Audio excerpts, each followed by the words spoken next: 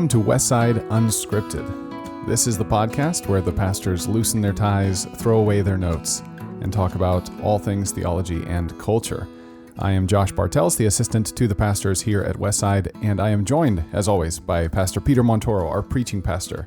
And Peter, you've done a lot of preaching this last week, coming up on men's retreat. So he's much preaching this. he's living up to his title this week for sure. And so, having done a lot of reading in preparation for the men's retreat, you have a quote to share from one of your readings. So, what do you got for us today? Yeah. So this is from The Benedict Option, A Strategy for Christians in a Post-Christian Nation by Rod Dreher, who later went on to write Live Not by Lies, which we did as a book of the month. And definitely don't agree with everything that he says in the book, but it is a very helpful book. And there's one quote that I had on my outtakes for men's retreat. So I did not actually use this at men's retreat, and so I'm going to share it with you here. If a defining characteristic of the modern world is disorder, then the most fundamental act of resistance is to establish order. If we don't have internal order, we'll be controlled by our human passions and by the powerful outside forces who are in greater control of directing liquid modernity's deep currents. And one of the, I'd say, primary characteristics of our culture is to give people the illusion of spontaneity and agency when they are in reality being controlled by outside forces. And so, social media is, of course, the prime example of this, that you think you are picking what you want and you are controlling the experience. But there are very brilliant armies of psychologists and data scientists that are nudging you if you go without a clear intent and you just sort of, I'll just see what catches my eye. That is not accidental. You are being led. And so if we establish order, so with social media, a way to establish that is curate, you determine beforehand, before you get on the platform, determine I'm going to watch these videos on YouTube. If you just let it on autoplay, you may think you're being spontaneous, but you're actually being controlled. And so thinking through in advance, hey, I'm going to do this. I'm going to establish order. I have, 15 minutes to watch YouTube videos, or I have an hour to watch, however long is arbitrary depending on your schedule. But establishing order rather than allowing structures to be established for you, because those who are establishing those structures, if you just sort of let it happen, their aims are not the aims that you should have, at least. Yeah, and that's a pretty encouraging thought, that order is the antidote to the disorder, because that's a pretty relatively low bar to set for us to start doing something that's going to fight the disorder in the world. Is that just order a little thing in your life? It's difficult, it's hard work, but it's not complex, it's not complicated. That was another quote from, I don't have the book in front of me, that I thought about before I picked this book up, that I also, read from men's retreat and didn't pick up, but didn't pick up this quote. But the most fundamental political act that we can do is engage in ordinary Christian piety, live lives that are not shaped like we have in our own lives. We may not be able to control the world, but we have a remarkable amount of agency in our own lives. So if we want to push back against Leviathan, start by breaking the stranglehold of Leviathan on your morning routine, on your weekend routine, and start living a life that exposes the lie that this is just normal, the way that the technological society is telling people to live. Yeah. And so that's, where we start. And then, you'll find if you do that, if you try to break that stranglehold, you'll probably rustle up enough opposition to keep you busy for a while, not only within your own heart, but within your family, within other places. And so, if you raise the flag, the battle's going to come to you. Not that we should never be strategic. I'm all for that as well. But, it starts with fighting the disorder and the distortion of order and the illusions of order in our own lives. So absolutely. So our question today comes from one of the church members who, in listening to various podcasts and reading different books, people have referenced the Apocrypha and have referenced Jewish myths and other extracurricular outside of the Bible books and texts. And his question is just, what should we do with those kinds of things like the Apocrypha? Is it something that valuable to Christians? Does it have value to us? How should we engage with those kinds of texts? Yeah, so we've got, you've got a pretty broad range. So you have the Apocrypha, and basically the Apocrypha are those non-canonical Jewish books that used to be printed in English Bibles, or were included in the Latin Vulgate. But actually, it's really sort of this elastic category. And so, books that we would include in the pseudepigrapha get included in the canon in the Ethiopian church, which has like the biggest collection of books ever. It's significantly higher than anywhere else, I think. But there's some of these Eastern churches will have a lot of books that we would, even much more Apocrypha. So what we call the Apocrypha is basically, the books that we wouldn't consider canonical that the Catholic Church, adopted. And the reason they weren't considered canonical is because they weren't written in Hebrew. They weren't part of the Hebrew canon. Jews don't. So primarily for the Old Testament. So for the New Testament, Catholics, Orthodox, Protestants of all types would share the same canon. So there's widespread agreement on the New Testament. On the Old Testament, the Catholics would have this, and they would, I forget the term, it's not coming to mind right now, but I forget the term that they call it, deuterocanonical, that's what it is. So they would recognize them as having some sort of lower status, but a higher status than Protestants would give to them. So Protestants will say they're just, they're not scripture. Whatever use they have, they're not scripture. And really, that isn't decided until, that isn't officially decided until the Council of Trent. Which is what? 1560s. Okay. So in response to the Reformation, this is one of the things that people often don't realize, is that Roman Catholicism, as we know it today, is a response to the Reformation. So you wonder, where was the church in the Middle Ages? Well, the idea that everybody was all unified under the Pope was maybe what the Pope wanted, but it wasn't necessarily reality.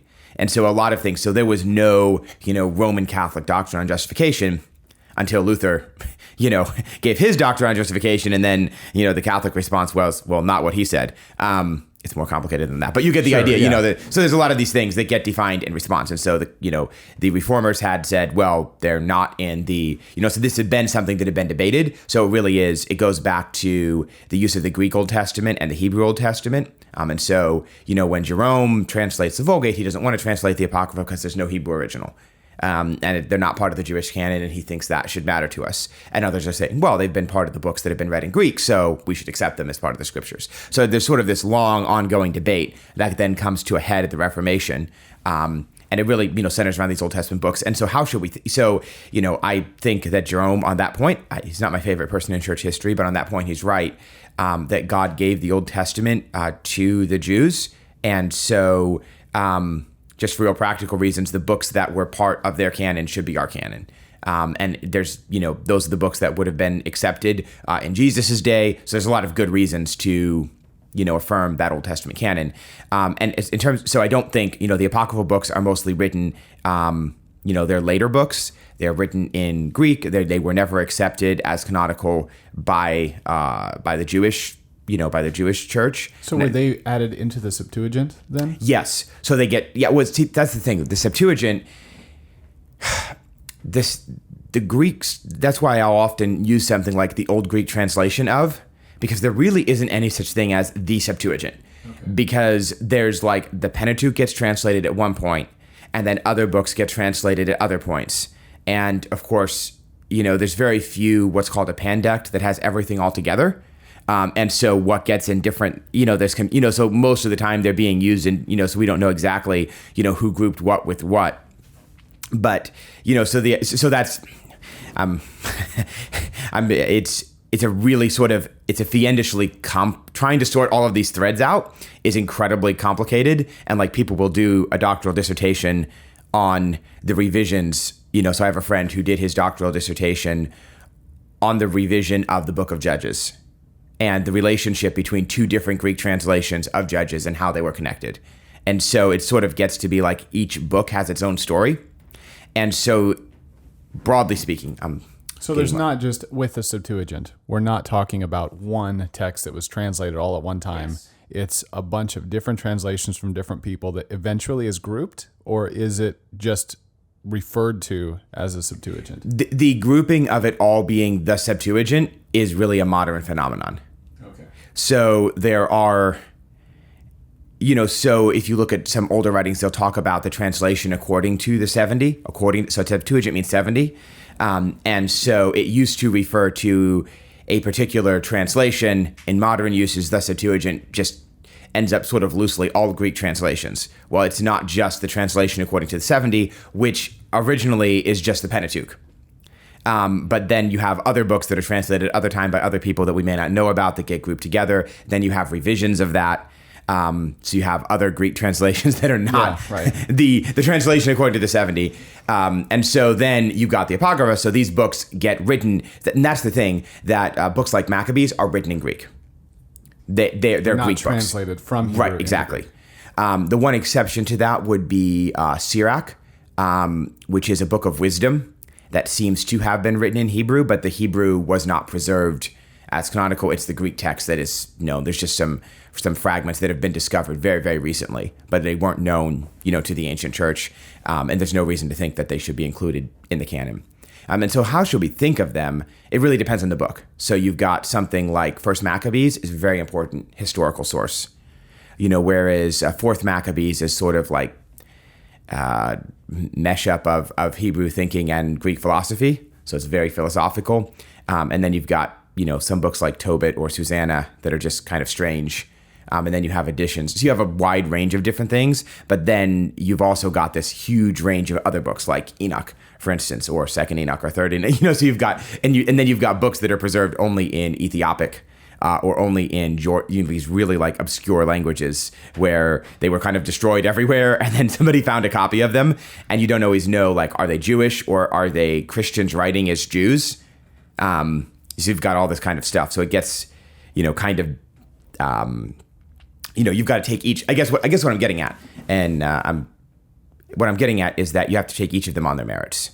So a book like First Maccabees, very useful historical source. It's not canonical. For the time in between the Testaments.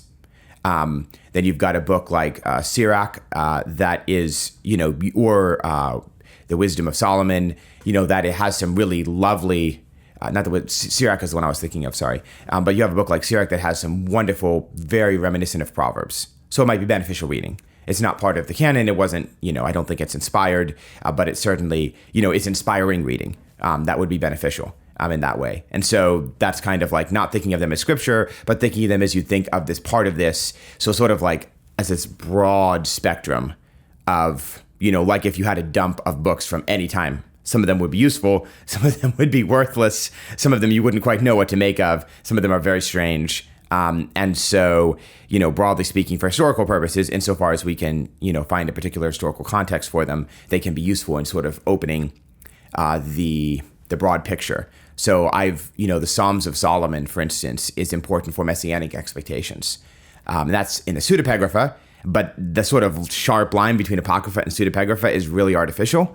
And so the Psalms of Solomon were a very popular document in the first century. So they're important for understanding what messianic expectations look like. And I quoted them in a sermon, so I used it in that way. When Jesus says, "Come unto me, all ye that are weary and heavy laden," the Sirach was another book that was. I'm doing this from memory, so hopefully I'm getting it right. But it strongly echoes something in Sirach in which that is referring to the law. So the law is welcoming. And so it seems like, given that that's a very well-known book at the time, it seems like Jesus is probably intentionally echoing that and saying, what Sirach pointed to the law, I'm standing in that place, come to me. And so, that he seems like he's familiar with it and he's echoing it. He's not quoting it as authoritative scripture, but there are allusions to some of these things, even in the New Testament. So there's benefit to reading these things just on their own merits for their own benefit. For the individual, like that has to be judged on their own merits and what the individual is looking for when they go to them. Yeah, exactly. Yeah. If you want to know more, it's a historical source or whatever. The thing I would caution about is there's some fraudulent, so there's the trial documents of Pilate or something like that. That was for some reason picked up when I was younger and it was being sold as proof, historical proof for Jesus. Even in the Baptist churches I grew up in, that someone was distributing these things. It was like these letters from Pilate or the trial records of Jesus or something like that. But it's a forgery. It was, so there's like the really like crazy, I can't believe no one's told me about this. Most of that stuff is because they're made up forgeries. So if you're like jaw dropped by it, chances are someone made it up to drop your jaw. That's very often the case where the really astonishing, it would be, if it was really astonishing and it was true, it would probably be well known. So some of that stuff can be, and some things will like deliberately mix in, forged documents with known documents to throw people off course. Yeah. And so, yeah, that's something to be concerned about, I guess. Excellent. Wonderful. Well, we'll recommend that you go find a copy of the Apocrypha and read it. Yeah, so it's something I want to. It's something personally I would like to know. Spend. It hasn't been something I've given a great deal of time to, but I would like to learn more about it. Do you have any places people could go to learn more about it, or find, or like verify the source to make sure that something was not a forgery, or things like that? A good Bible dictionary or Bible encyclopedia. So that's actually what I would recommend. We have Bible encyclopedias at the church reference library. They're not lent out. But International Standard Bible Encyclopedia is a good, that's more conservative of the encyclopedias, and so that would be a source that would give info. And we have some other, we have a collection of Bible encyclopedias, and so just looking up, the title of something and getting a sense. Of course, if something is, a total forgery, it might not make it into the encyclopedia, but more common ones would be, and so that, and we'll just, if you have a question about something, ask me and send me an email and I'll look it up and get back to you when I get a chance. So wonderful. Well, thank you for answering this question today, and thank you to our listeners for sending in questions each week for us to toss up and talk about a little bit. If you have a question that has come to your mind about the Bible or about culture, you can send that to me, josh@BibleDirectionForLife.com, and we will get that added to the question queue here at Westside Unscripted. We'll be back again next week with another episode, and we'll probably be hitting actually a Christmas break here in a little while and taking a break for a couple weeks. But until then, until that point, we'll keep on doing episodes, and we look forward to being with you next time.